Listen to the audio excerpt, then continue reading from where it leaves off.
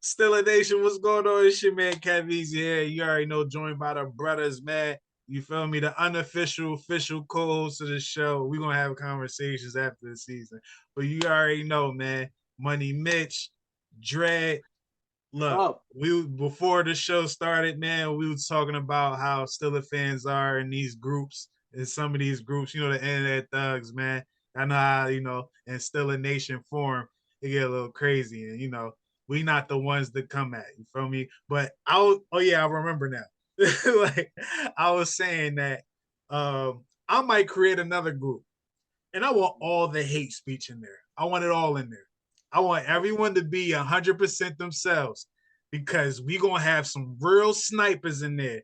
And you can't, if you come complain, like, yo, he called me this, he did that, I'm going to get you out the group.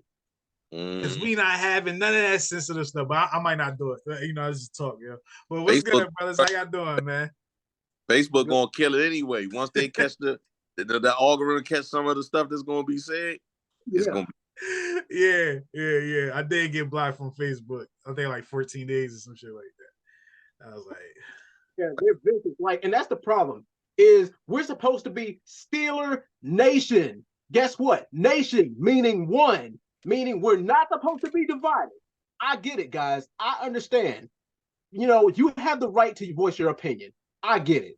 But when it becomes hate speech, when it becomes throwing people on the bus, when it becomes something else other than football, come on now, you're going too damn far. That's when it get lowbrow. That's when they get lowbrow. When you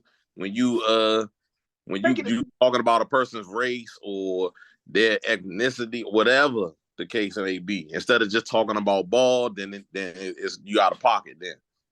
Yeah. And I ain't gonna hold you. I'm one of those to get out of pocket, but that's if you come at me crazy, pause. Like if you talking crazy, I'm on your profile. Like, oh yeah, she's ugly. Let's talk. Let's bring her in this conversation. Oh, this your wife? Like, I'm that type. You feel me? Because it's like you can do whatever you want. You can say whatever you want about me, whatever. I have unlimited jokes, and like my jokes ain't really jokes. Like they really like insults. Like, and it's gonna touch the heart. It's gonna touch the heart. You're gonna rethink things. You're gonna go to deactivate account when I get done. You feel me? I'm on that time for real. Like I grew up on that time. You see what I'm saying? So it's like I be trying not to be in that, you know what I'm saying, that way. But it's always one person who jump out. I'll be like, I'm not gonna take it there unless you want to take it there. And the thing is, I'm not that kind of guy. But then, there's only a very few things that I take personally. Like I said, it's football. But the second you take it somewhere else, oh no, I'm on that ass. No. Hey, yo, and Dre, you saying that can mean a whole nother thing. I see the clips. I see how you are with the sword, bro. You feel me? Pause. We talking about martial arts now. We talking about martial arts, y'all. You feel me? But I see the clips. I'm like, all right. Anybody talking crazy to Dread, man, like y'all already know, swing swords like Conan. You feel me? It can go down. So when you say it, you feel me? I'm like, all right, y'all better listen to him, cause don't say pull up, cause you might not go home. You feel me? Like you can see another day, but you might not go home. And find out was a person. My man, dread on some Leonardo type shit over there. Yeah. I think it was on TikTok. I said, oh, okay. I do remember he said he be getting down with the martial arts. All right, bet. So y'all Steelers fans that be talking crazy, better stop. Dread ain't playing that. He ain't playing that. And most guys most people that deal with martial arts, you feel me, to the level that you do, they all peaceful. You feel me? They discipline. You feel me? All that. You feel me? So it's like, yo, if y'all get Dread to the point where, you feel me, or better chill. You know what I'm talking about? Yeah, it's a wrap, man. It's a wrap, man. See what is 6-inch? Like, I forgot. 1-inch poke, right to the solar plexus. But I ain't gonna try to get too deep.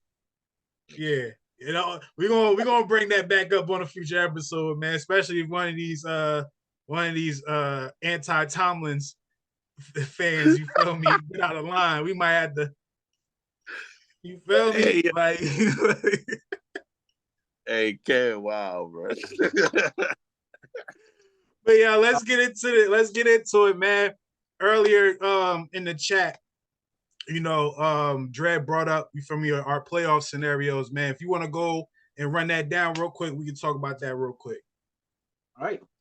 As it stands right now, the Steelers have a 16% chance of making the playoffs. Pre-season, we win, it goes up to 31%. But if we win and everybody else who we need to lose loses, that chance goes up to 41%. If we win out, that doubles. If we win out and everybody else loses again, then it's basically we clinch.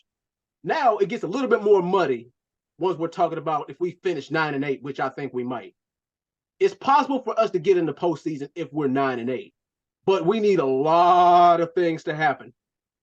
Let's just say if we win on the road against Seattle, but we lose the season finale to Baltimore, we can still get in, but we need everybody who's in the 6th and 7th seed and everybody who has a tiebreaker over us to lose. That's bottom line. But Mitch, anything you want to add? Nah, you pretty much covered it, bro. It's really about us losing to them AFC South teams. That's what it really boils down to. If we didn't lose those, I don't even want to talk about that, to be honest with you. But the fact that we lost them is the reason why we in the tiebreaker scenario we in. The Colts and the Texans play each other. So one of those are going to kind of cancel each other out. If they tie, we jump them. If we win. If we win and they tie, we jump them. If one of them lose, whoever lose, and if we win, they fall behind us because they had 8 losses already. Then you got to include Jacksonville in this mix also, who going to be playing without their starting quarterback. So that's another factor. We just got to take care of our business. If we can take care of our business, we can be okay. We can be in some good shape. We just got to hope for a couple of things. But some of this stuff just might fall right to us anyway. Look at Jacksonville. Jacksonville right now is a wounded animal. They were projected to be one of the top seeds, but Trevor Lawrence is playing injured. They've been playing like crap lately. And the AFC South is looking like a dogfight because the Houston Texans are getting a second win. The Colts are right on their tail. So guess what? Anything can happen. Yeah. The Jaguars is cursed, man. Y'all know what's going on. Yeah. They played with the towel and they got the curse. It happened to everybody. That thing undefeated. And it's crazy. It's crazy. It's undefeated. Don't change now. It was 2 teams. It was 2 teams, right? It was 2 teams that did something with the towel. Both of them having bad luck right now. It was Eggs and it was somebody else. I can't remember the other team. I can't remember either, man. It was another thing though. But all 3 of them are 8-7. All 3 of them in the same division. So you got to figure the South winner is going to take the division part of the playoff picture. Mm-hmm. At the wild card part, if we do our job and win both of our games and finish 10-7, we in excellent shape. But both of them got to at least lose 1 game. Exactly. Yo, you know what's crazy? And I've been kind of gathering this, right? In the last day or 2. A lot of Steelers fans are nervous about the wrong game. They talking about the Ravens game. We're not playing we playing the Seahawks. Yeah, next week. I'm talking about next week. Out of these 2 games, they are more worried about the Ravens game than the Seahawks. And I'm like, how? I don't understand Lamar Jackson is ass against Pittsburgh. He don't know how to unlock that. He don't know how to crack that code. It's not even that, Kev. We play the Baltimore next week. We got to worry about who we playing this week. And it's not a gimme that we beating them. And they in the same position we in. Yeah, exactly. So that's shit. That's the reason why I'm saying what I'm saying. I'm like, yo, dog, the Seahawks game to me is the most important game of the year. Life or death you feel me, type of, I did for the audio, I did the quotations, you know, I don't really mean it like that. Life or death type of game is the Seahawks game. The Ravens game, it's like, oh, that's AFC North. We put, not even normally, we put Lamar in a bottle. You feel me? And it's like the defense, their defense is cool, but we can win it at the end of the game. That's something like we know that already. You feel me? Like the Seahawks is like, we don't know anything. We have to be the best us to beat them. You feel me? Yeah. And hope that they fuck up somehow. You know? Exactly. So I never really understood why people were saying that Ravens game, though. And then on top of that, the Ravens might rest their guys. If they beat Miami this weekend, they don't have nothing else to play for. They lock up home field in the first round bye. They can rest guys. Unless they really on some like, yo, man, Pittsburgh beat us. Let's get our, you know, we have to show the world that Lamar can beat Pittsburgh. But I ain't gonna lie. If I was them, I probably would be on that somewhat, because you don't want to have to play no team in your division in the playoffs. It's a good possibility they're gonna play Cleveland somewhere in there. I don't think they want to play Cleveland. I wouldn't want to play. Cleveland be kind of kicking the Ravens' ass sometimes, man. They split with them this year. So, I mean, Cleveland defense for real. As much as I can't stand them Bama's, but I hate Baltimore more. I hate Baltimore more than anybody. You know. I mean, I'm from Maryland. Yeah. That's why I'm laughing. I'm like, yo, that's hard. It's a different. Baltimore is not nowhere near me. Yeah. Okay. So Baltimore, and I live in PG County, which is like word. I know, I'm familiar with PG County. Yeah. Shout out to PG County, man. So, Virginia. man, huh? I live in Virginia, so I'm not that far from you. Yeah. So the Baltimore versus PG County or DC thing is real. It's like it's Baltimore, then it's everybody else. Mm-hmm. You know, and so and that's how it kind of goes. So and then me being a Steelers fan on top of that, sprinkle that on top of that, yeah, it just make it worse. All right, y'all. So, all right, I had to get that off my chest, man. Get y'all a little input on that, man. But look, let's get into the game that matters the most. Whew. We going over there where the weed legal at. You feel me? Where it's kind of tough to play at for the Pittsburgh Steelers. For everybody. Look up the stat, and the last time that we beat them on the road, the last time we beat Seattle on the road was 30 years ago at their own home. Yeah, see, I'm not gonna lie, right? When I hear a stat like that, it kind of makes me like throw that away, because I'm like 30 years. I'm like, yo, some of these players wasn't alive then. These are new players. That's how my mind start to work when I hear something like that. You feel me? But it's been a lot of talk, man. I'm gonna get y'all key matchups, but a lot of, I guess, publicity or whatever is coming from this key matchup. DK Metcalf versus Joey Porter Jr. How y'all feel about this, man? Go ahead, Drake. Oh, boy. Hopefully, he can lock DK up. But thing is, DK is a force to be reckoned with, physically and as far as speed. Now, I think that JPJ got the speed to match up with him. The only thing I'm worried about that is to get a little bit too chippy and him drawing penalties, because that's not what you want. I think it's a good matchup as far as speed, but it might be a bad matchup because I don't like his chances in those 50-50 jump balls, because I think DK might be able to jump over him, but he can match him step for step. That's the only thing that concerns me. For me, that everybody talking about that matchup, I'm gonna be honest with you, that's not the matchup I'm really concerned about.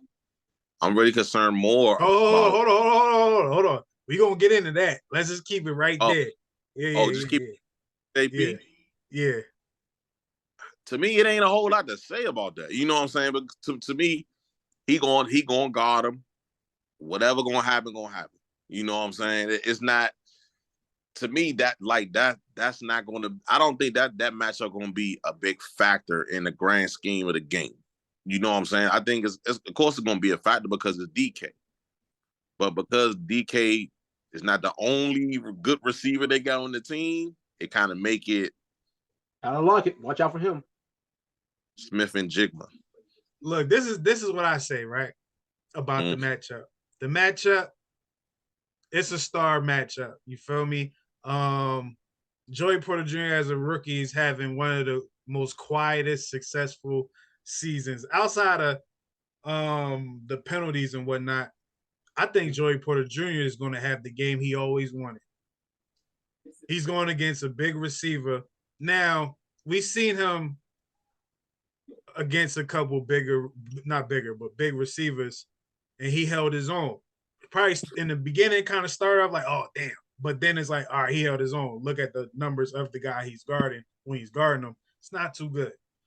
I think with DK being physical himself, Joey Porter Jr. is going to get away with everything this game because it's going to be reciprocated. You feel me? I mean, it's going to be whatever the word is. But, you know, he's going to give it back to him. Pause. Like it's going to be a physical game. They're like, all right, we're going to let them play. As long as they don't get to the point where they fighting, we're going to let them rock out. Unless it's a blatant pass interference where it's like, all right, he fell because when the ball was coming, you feel me? Something like that. But it's like all the hand stuff, they like, oh, nah, they gone. They're going to be all right. You feel me? But that's that, right? So normally Joey Porter Jr. versus the receiver will be my key matchup for the game, right? So now that we got that way, we can talk about our key matchups for this game. My key matchup for this game, man, is definitely going to be, and you know, you can be like, oh, all right, yeah, that's pretty simple. But really, our offensive line's run blocking versus their D line. Can we get a push? Can we repeat the running attack of last week as far as being not like dominant, but just effective where you helping the game, like you helping the passing game, you feel me? Play action and all that. We can do things out of that, you know, where we can have a rhythm like last week. Can we run block against these big motherfuckers over there? Because they D tackles is pretty, you know. Yeah. You feel me? So that's my key matchup, man. It's really Mason Cole. I don't want you to be a fan. I don't want you to be a revolving door. I don't want you to even be a sled. I don't want you to be a sled at practice, bro. Please don't be a sled. You know, even if I'd rather you be a fan than a sled. Like, just turn the guy. I'd rather you just turn your back to the hole. You feel me? Let hit, like, use some jujitsu, use his momentum against him. You feel me? Oh, he want to run hard this way? You know, just keep your back towards the back, and hopefully it work like that. But I'd rather you get off the ball so you can get to the next level, man. But that's my key matchup. Drake.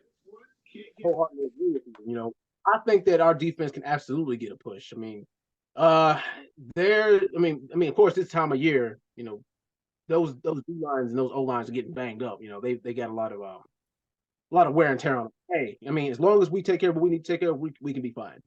But my key matchup is George Pickens against their secondary. Guess what? The Legion of Boom ain't there no more. Just small inklings of Legion of Boom. Maybe Pete Carroll will have something planned, but I'm not sure. I think that George Pickens lights those guys up. I think it could be a replica of, you know, what we created against the Cincinnati defense.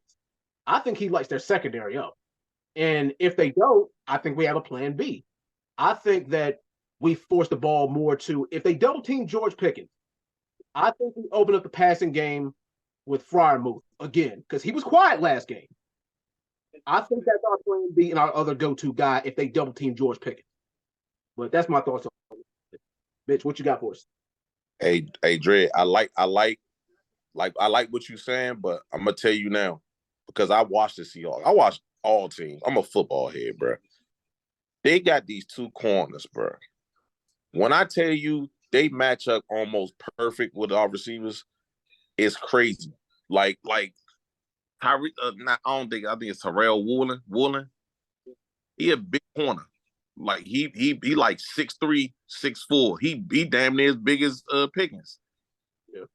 And then The other corner, who a rookie, just like Porter Jr., and to me, and the way he got drafted was the highest graded corner in the whole draft. And he is like that. I'm not gonna lie. I much as I love Joey Porter Jr., that's the corner I wanted. that was the corner I wanted, and I think he got picked like 6th, so he was gone early.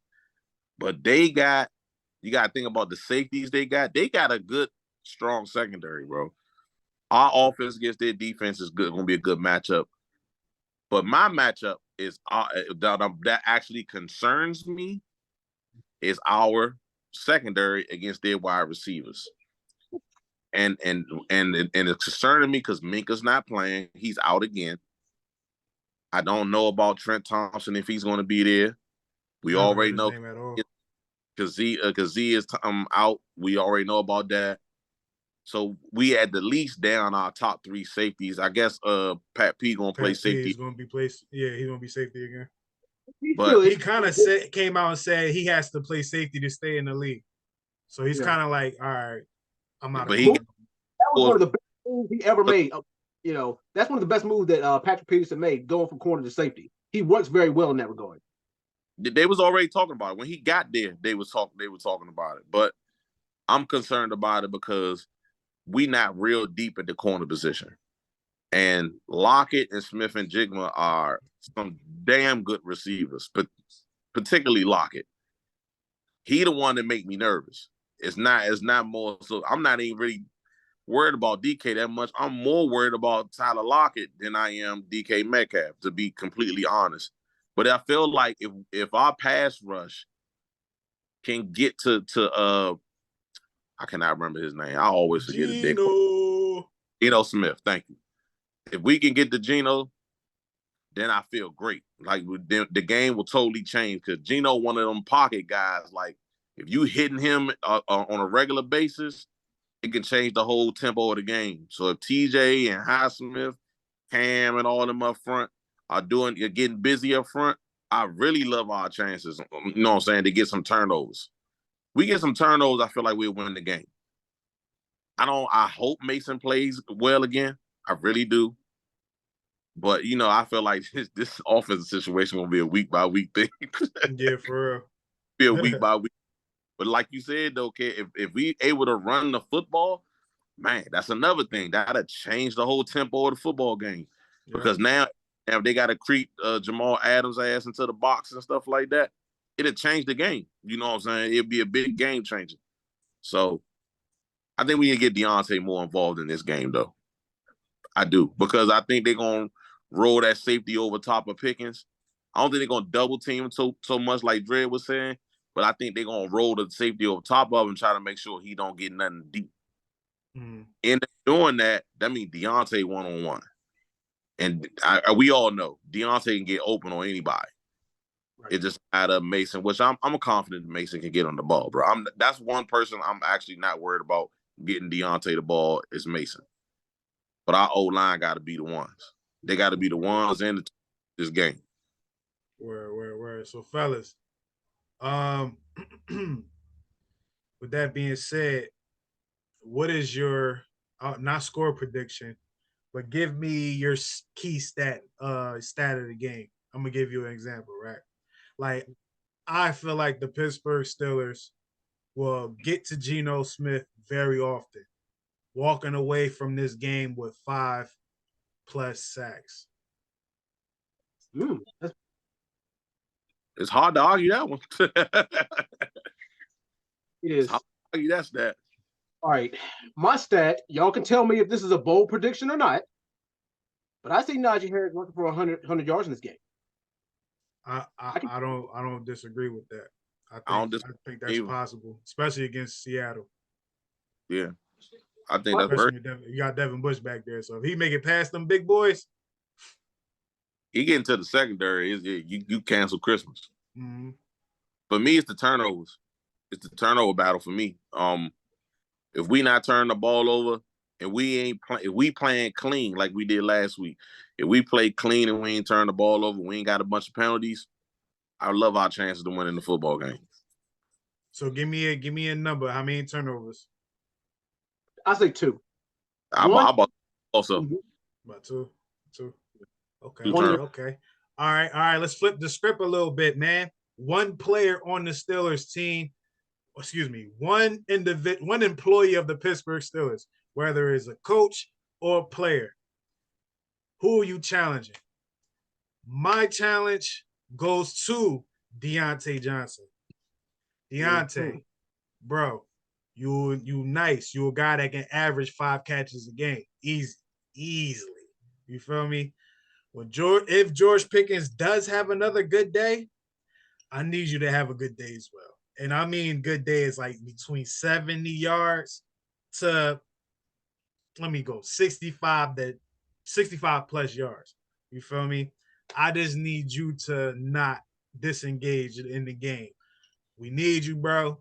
We probably gonna need you before we get to Pickens because you're gonna get us started. You're gonna get us started, man. So that's my challenge. I already know Deontay can do it. You feel me? So that's my challenge. Deontay Johnson, 65 plus yards, man, in the air. My challenge is probably going to be the obvious one. But my challenge, obvious, is to Mason Rudolph. Show us that last week was no fluke. Show us and prove to us, yeah, I got drafting or getting Mitch in the trade mistake. I should have been the number 2 all along. I got the weapon, I got the arm, and I got the coaching. All I need is the execution. Point blank, period. Show us last week was not just a flash in the pan. It's all on you, Mason. This is your time now. I like that, Dred. Yeah, Dred. Mitch should have never been on this team, period. So I'm gonna agree with that. Mine is probably gonna surprise y'all, but mine gonna be TJ Watt. Okay. I'm gonna tell you why. I like that challenge. I'm gonna tell you why it's TJ Watt. TJ Watt dominate this football game. He stamped Defensive Player of the Year, and we'll win the football game. Y'all already know what TJ game record.